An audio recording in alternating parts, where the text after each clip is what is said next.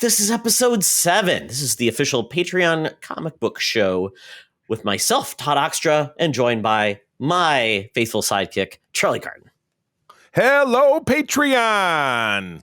How are we this evening, this morning, or this afternoon, depending on when you're listening? It's good to have you back. Thanks for tuning in. Absolutely. Yes. We're back with a new comic book. We'll tell you about that in a second. But we first want to thank our Patreons. This show would not exist without our Patreons. So we've got a great group that's really been supportive of this. And we got a surprise. We're going to put the next Spinner Rack comic selection out to the group to select what we will be reading and reviewing. So with that, I want to thank Best Bud, Jamie Prinke, BFFs, Sean, Stella, Henry Nias, Missy Merchant, and Andy Milliken. Thank you all for joining us on this ride of comic books, which has been so much fun, as Charlie and I actually are committed to reading more comics. It is, and it's a challenge, because I was telling Todd, I'm like, boy, this keeps me on straight and narrow, because my mind is all blah with all the getting around I get going. So thank God for what if I had to like carry comics around like a book? If I couldn't read them on my tablet, there'd be no chance. Well, Restaurant people hate me because I always walk in with my 2 tablets, the work tablet and the personal tablet, and I'm looking at numbers on my work tablet and reading a comic on my personal tablet because I'm special. Can't you tell? ADHD, the record, it's the formula for success, folks. There you go. Yes. The old days, before trade paperbacks were a modern convenience, because those were a rarity back in the day. You had to get individual issues. If you missed an issue, then you were kind of having to guess what happened, because they always say, well, we'll try to reorder it. Maybe they'll reprint it. Never did. So running around other shops if you live in a town that has more than one shop. And then they always ask you, do you want us to order it for you? I'm like, no, because it never happens. It's too much commitment. Exactly. Yeah. But we're in the golden age of accessibility for almost everything you've got, from just buying comics at your comic book shop, buying trades, buying digital downloads through Amazon Comixology, one of the different sources, and also the subscription of Comixology Unlimited, DC Universe Infinite, and Marvel Unlimited as well. So this comic is available, I think, on Comixology as well as DC Universe Infinite. And actually right now, folks, there is a great deal. 30% off a year of DC Universe Infinite is available. So jump on it. It's a great deal. Yes. Great selection of comics. Assuming that you're listening when we publish this, because I'm sure we don't know quite how long it lasts. So do it now. Absolutely. Tell them Secret Friend sent you. We don't. Maybe we got to hook up with those guys. Get us like a code we can make money off. But if not, read it anyways. Yeah. It brings us pleasure. Please. Yes. Absolutely. Yeah. So with that, without further ado, we're getting into this week's comic book, which is called Batman White Knight. So this is part of a new comic book series. Essentially, start October 4th, 2017. This was had 8 issues in the collection. If you want to read that, which would be great, because I would think it's well worth reading the whole story. Writer Sean Murphy. He's also the artist, which is a rarity. It takes me back to, the John Byrne days. He was the biggest one that I thought of, who was a big writer artist, but I'm sure there are many, but it doesn't pop up that often. Just because, it's so many of these people, it's not like they, back in the old days where they worked in, the Marvel bullpen, where there was an office where people sat around and did stuff. You have a lot of, I'm sure particularly in this digital age, you got people who live all over the country, all over the world, who, much like us podcasters, Todd, what do you think the chances are we'll ever actually meet Mark in person? I mean, you know what I mean? Yeah, but we work together all the time. Exactly. I think to meet Mark, we'd actually have to be like fleeing a zombie apocalypse or something. We need to get to the coast, and that's where we'd go. Right. Yeah. Right. Exactly. Yeah. Because then the zombies would just keep walking. Or the other more likely prospect is we'd go to like a Comic-Con in Toronto, and that's about it, or Halifax. But how likely are we to do that? Oh, I thought more likelihood would be like it would probably be Ron Howard tracking me down, so we needed to fall off the map. Right. Yeah. You or Mark Bagley, or Al Milgrom. Add him onto my list of people who want to kill me. When you started that pissing match with those 2 guys. Gotta love it. You know what? I gotta try. Maybe you'll get them so mad they'll want to come on the podcast and hash it out. Right. Al Milgrom was actually one of the people we contacted once upon a time, because my friend Kurt Krug kind of knew him and set it up, and just nothing ever came of it. So maybe it's time to revisit that. I mean, Todd, if you're ready to face the music. We'll put a pin in that one right there. But getting back to Yes. To your point, Charlie. Not many people can write and illustrate and do a very good job. Frank Miller did that at times. He's tried that. It's been so at times. But yeah, it's a very rare artist and writer that can nail this. Sean Murphy's been one of my favorite writers and artists for a long time. So I'm glad to see him take on a Batman book. He's made some other books that I absolutely love. I just love his style because it is, and that's probably a good place to start with this comic. Sean Murphy, he went to DC. He had pitched an idea to basically say, I want to make a comic book where essentially the Joker is the actual hero. And that is the premise of this book. Wow. The synopsis is he's been called a maniac, a killer, and the crown prince of crime, but White Knight? Never. Until now, set in a world where the Joker is cured of his insanity and homicidal tendencies, the Joker, now known as Jack, sets about trying to right his wrongs. Yes, Jack Napier is the hero of this tale in a way. And DC said, let's do this. And they did. And actually, this one, I read the first issue a long time ago, and I'm like, I really enjoyed this, but I didn't get back to it. So I said, let's do this one, Charlie. So we're doing this one. So this is exactly what it is. Essentially, this one opens with a very dynamic chase between the Joker and Batman. It's phenomenal. The Joker's like on a mini scooter. Right. And Batman's doing the thing, and I know this came from one of the Burton verse or Schumacher films, or the Batmobile's crunching over these like old timey roofs. Like, do you remember what I'm talking about? Like he was running over like the side of a church or something. Oh yeah, like the Batmobile is like driving up walls on roofs, chasing the Joker, and Joker's just like he's just like doo-doo-doo-doo, I'm driving and going crazy, and and by the way, Batman is wrecking all type of shit all over the place. It's a disaster. I mean, people are almost getting killed in the way, and it's just crazy. And we get to a point where and then we get to a point where, I mean, and I won't go into all the details of this. Is kind of the where we get the setup. Essentially, Batman has had enough. He stops. I mean, we got a good face off with the Joker, but essentially, Batman's just had too much. He essentially goes to town on the Joker, beats the crap out of him to a living pulse, and at that point, going forward, someone brought forward, and I'm trying to remember this part. Did someone bring the pills forward, or did he have them on him? God, now I can't remember, because I feel like I read the first. You're like, let's do this, like 3 weeks ago, and then you went on your vacation. So I read like the first issue like a month ago. I told you, pace yourself.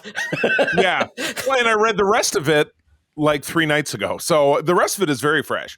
But eventually, I mean, much like in the description, he takes a miracle drug that turns him into a normal dude.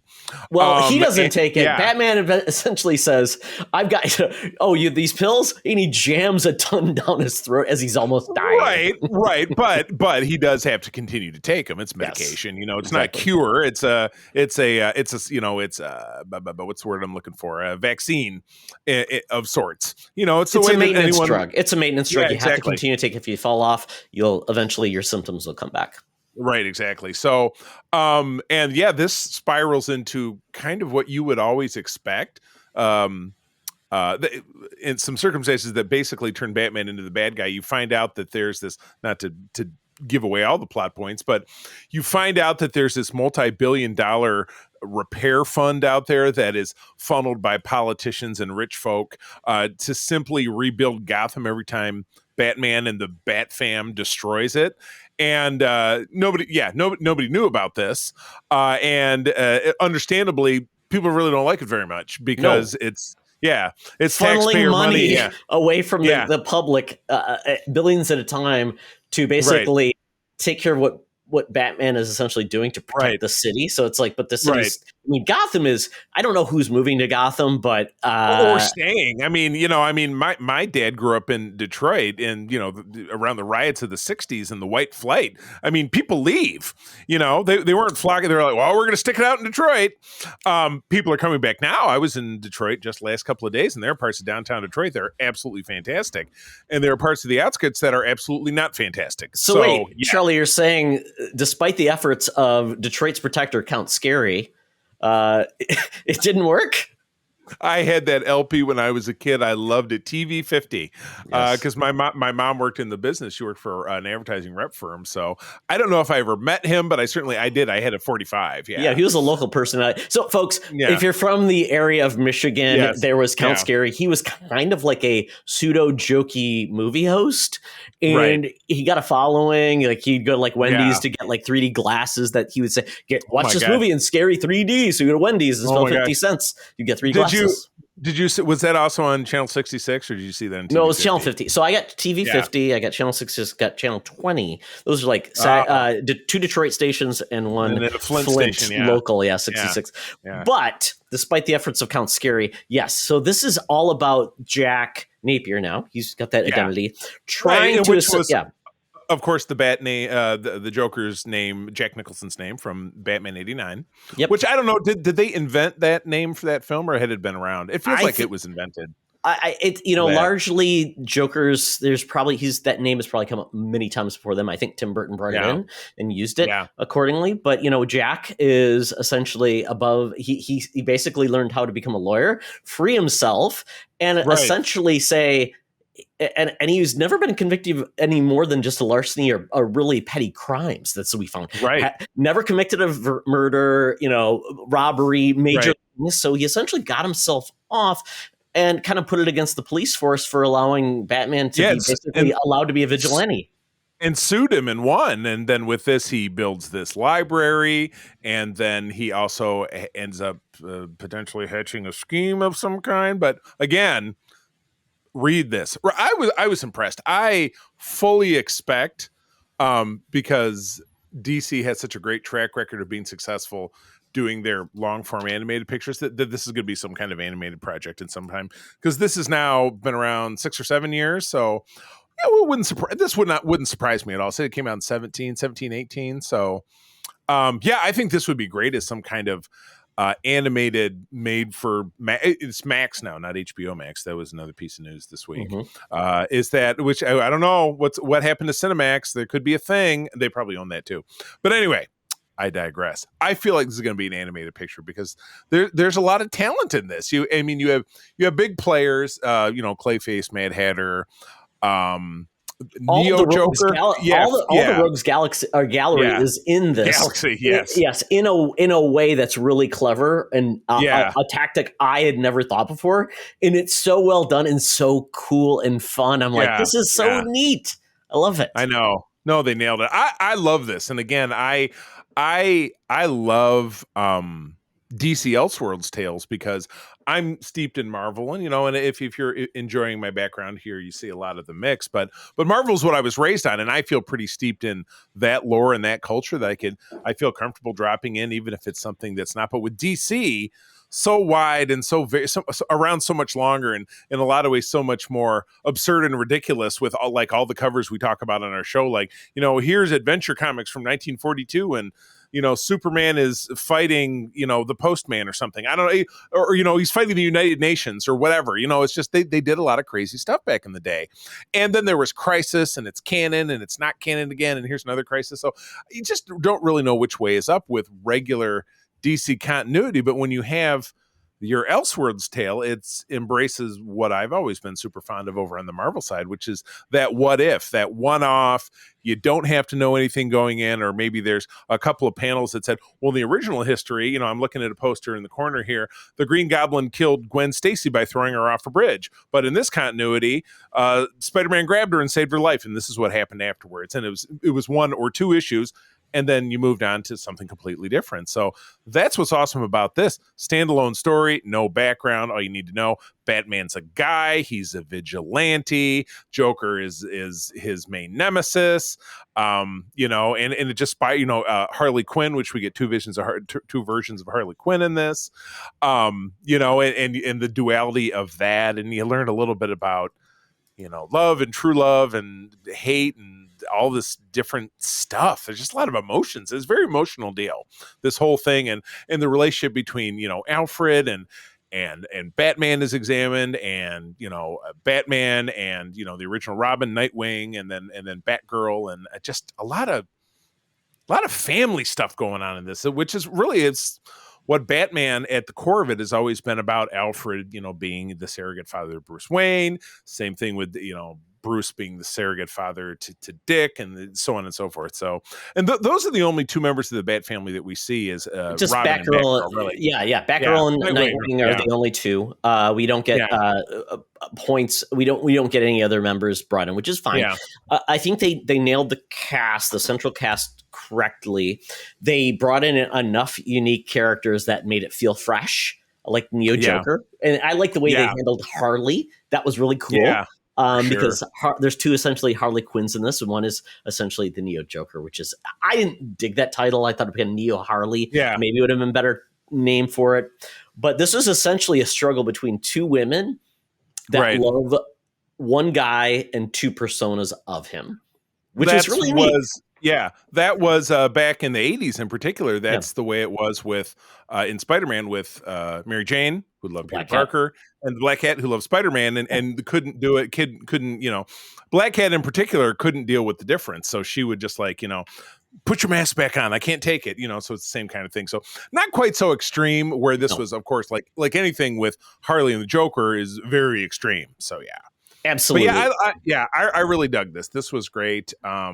It was good to see them tackle like a backport or blackport, as they caused it. As kind of kind of like Watts or Compton or Oakland or any of these cities that are de facto segregation and really addressing how the rich and powerful feel about such things. So it was pretty awesome. I liked it. Yeah, lots of layers of story. I mean, you had essentially dealing with Batman and his past, justifying his means with in the relationship between Jim Gordon and Batman, and kind of like different ways. And it's kind of funny at times. Jack got brought in, kind of like, so there's a better way to do things, and Batman, the struggle there, and the unlikely allies. Of course, you always kind of get that, but also then you did get a mix of a different resolution at the end, which I don't want to spoil as well. Yes. But it really made for an interesting read in many different layers, even with Thomas Wayne and his relationships and some of the things he did with certain villains in a way. And we always worried about Thomas Wayne. Is he really the villain? Did he kind of did he pull strings to set himself up? Yeah. So I thought they covered a lot of really cool things, and a lot of things were revealed. The art was great. Different beats were great. And I don't want to be like effusive. Like, this is just great. Like Chris Farley, what was great? This was all great. But that was awesome. Exactly. Do you remember when Batman drove the Batmobile into that church? Yes, I do. Awesome. That was awesome. Exactly. Yeah. So it was great. So I really think this is a clever story, well told, a fresh take, which is awesome what you can do with Batman. Like you said, Charlie, Elseworlds really nails this. This is a separate world. I think this might have been originally on the Black Label series of DC, which is like they can do different things. But it's definitely an Elseworlds. It's not in continuity with anything else, which is great because they can tell this type of story they want. And I found out that they actually, as I looked in DC Universe Infinite, there are more stories within this universe. Right. I did see there was a spin-off, a Mr. Freeze spin-off that went out. Were there more than that? A one-off. There's a Harley Quinn. There's actually more of like bringing, and I looked at like just the previews, like Azrael, which came back from like Nightfall, which was Batman's back broken. And he was the stand-in Batman who went nuts. Exactly. Right. So this is kind of cool, taking a lot of those story beats and bringing it into this universe. Very, very cool. Nice. So I mean, very, very happy with this book. I think a lot of people, this could be an entry to Batman because you just have to know a little bit and just enjoy the ride, because it's you got to buckle up in the Batman or the GTO. Or the GOT, what was it? I've got a note here that it was the GTO, the Gotham Terrorist Oppression Unit. Oppression is never a great term. I don't know that you would choose oppression. That's the G. Wouldn't it be the GTO if you tossed a unit in there? So GTOU. The Gato. The cat. Domo Arigato. Yeah. So this, like I said, this book came out almost 6 years ago. So there's more to it, and I'll probably check that out as well to see how it goes. That's kind of cool. But this is what I love about DC. They do things like this. Marvel doesn't always do things like this, and I wish they did. I wish they had a prestige what if. They don't always. They have certain things. I would say like Old Man Logan was a really cool, but that was kind of like in continuity within Wolverine. We get like Marvels. We get like the it used to be the old series. It was like Black and Red, or it was like Mark. Tim Sale, where they did the Tim Sale, the blue, and like Daredevil yellow, colors, Superman green blue, or gray with Hulk. Yeah, so they do it on occasion. I wish they would do it more. Right, for sure. No, I love this. So yeah, top shelf.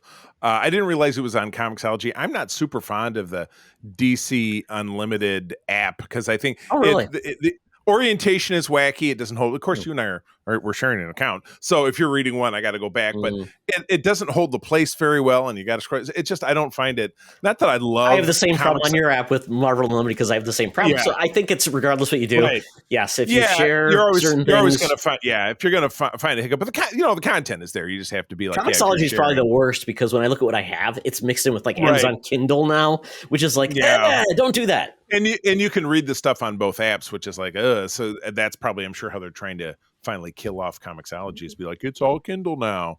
Jeff Bezos and his rocket to the moon. Boo. Boo. Well, that is it for our episode. So once again, this was Batman White Knight. Check it out. It's available on many different services. Highly recommended. If you want to get back into Batman, this is an excellent place to start. And let us know what you think, because we'd love to hear your thoughts on the comic. If you picked it up, we would highly recommend it. Even if you haven't, just check it out. Just the art is worth it alone. Most def. Cool. All right, friends. Well, that's going to be about it. Todd, where do they find you out there? At Toxtra, at Secret Friends U for Twitter, secretfriendsunite.com, patreon.com/Secret Friends Unite, and our Discord. Yes, all those same things for me, and except for the Todd Oxtra part, I'm at the C3 on Twitter. Spell it out. My lovely wife, April, and I do run the USS Grand Petoskey. That is the Michigan chapter of the International Star Trek Fan Club, one of the biggest in the world. I also head up Region 13 for Starfleet International. That's Michigan and Eastern Canada. So if you're hearing my voice and you're a Trekker, trek me on up. You find us at a website of that name and socials too. So that's it. Patreons, thanks again. As always, sharing is caring, and keep on trucking. Excelsior! This podcast is part of the Secret Friends Unite podcasting network. Visit secretfriendsunite.com for more great shows, articles, news, reviews, and more. Secret Friends Unite podcasts are available on Apple, Google, Spotify, and other podcast services around the world. If you'd like to be part of the conversation, you can join us on Facebook or our new Discord server, or follow at Secret Friends U on Twitter. Please subscribe to Secret Friends Unite on YouTube and visit our merch store at tpublic.com. Just search Secret Friends Unite. Thanks for listening.